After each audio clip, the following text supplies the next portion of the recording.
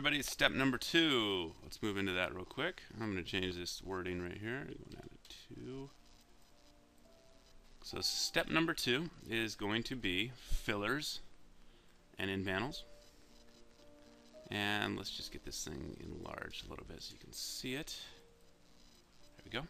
Step number 2, fillers and end panels. So what we're going to do in this case, typically anytime our cabinets run into a wall. So for example, our cabinet's going to start here. We found this out from the last tutorial, step number 1. Cabinet's going to start here, they're going to end here. Now our cabinets are not going to be touching the wall. We're going to have a little space between the wall and the cabinet so we can create a freestanding furniture style guest bathroom cabinet.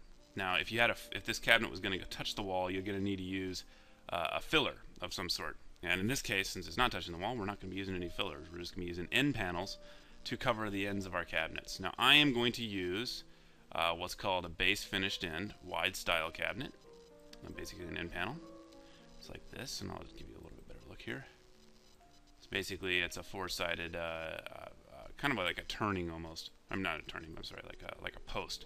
It basically acts as sort of a post in your cabinet run. And the nice thing about that is it adds a real solid look, kind of like a turning on the end of the cabinet run. So what I'm going to do here is I am going to space it out 8 inches. Okay, so count that right there. We got 8 inches from the wall to the beginning of that piece, and we did that from our last tutorial. 8 inches space. So I'm going to do that. Now, one thing we want to look at here is we're getting into our cabinet. So let's talk a little bit about our standards. Our standards for guest bathroom cabinets, we're going to start off with a depth. From the back wall to the front of the cabinet is going to be 22 inches. Okay, so that's 22 inches for the depth from the back to the front. Now the height of all of our cabinets is going to be between 32 inches and 34.5. That's just a cabinet height. That does not include your countertop. Okay. Now looking at this thing front on, we have this base finished in wide style. I'm going to make it.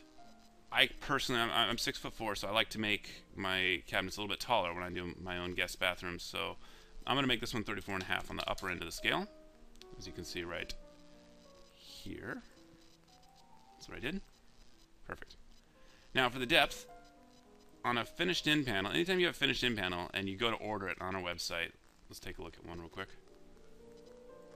End panels, and I'm right here on the base, this slab wide end panel. Okay. Now you're going to notice that the depths here are in 5/8 increments. Now if you're going to order, obviously in our cabinet line, I'm going to be ordering a 22 and 5/8, and I'll show you why. Basically, with all of our cabinets, our standards are calling for a 22-inch deep cabinet.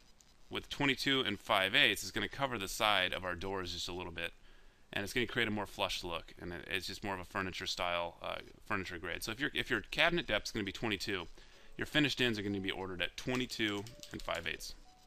Okay, so that's what I did right there. I'll type that in there so you can see exactly what I'm doing. There we go. 22 and 5/8. Pretty easy. Okay, so I'm going to erase that so it doesn't confuse us. I'm going to do the same thing over here. So I've already figured out the size of my end panels. It's going to be 22 and 5/8 from front to back. That's the depth. 34.5 tall. And now I'm going to place this thing so that it's right there, right at that 16-inch measurement. So I'm going to go over 1 7/16 in this case. There we go. So now my finished end panels are pretty much done. That's it. So now what we need to do on our next step, step number 2 is pretty much concluded now. Our next step, we're going to put cabinets in here, and I'll show you exactly how to do that. So basically, what we've kind of a recap here of what we've done in this tutorial. We basically figured out which fillers and which end panels we're going to use. In this case, we're going to be using our slab end panels, with a wide face, and those can be ordered right here on our website. If you just go to base cabinets, click on end panels, the very last one here, a slab wide style end panel. You can see how it looks exactly the way it is here. And just to recap there, I did make these things 3 inches wide. Now you can make them whatever size you want. The width right here, from one side to the other, is 3 inches. I just like 3 inches, a nice round number, and it looks pretty nice because it gives a little bit more, of a heavy stature at the ends of your cabinet run. So that's pretty much it. Let's move on to step number 3.